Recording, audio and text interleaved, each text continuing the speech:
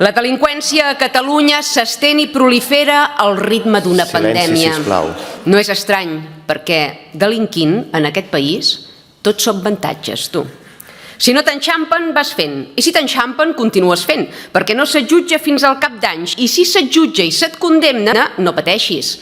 Pensió completa en presons amb piscina i gimnàs i atur el dia que surtis, perquè, esclar, l'Estat t'ha privat de poder continuar robant i t'ha de compensar per als ingressos que has deixat de percebre.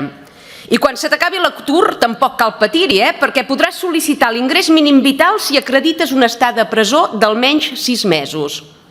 Qui no delinqueix és perquè no vol, perquè de facilitats, mira que en posen, 510.052 infraccions penals a Catalunya el 2024, 1.400 delictes per dia, 58 cada hora, 64 delictes per cada 1.000 habitants.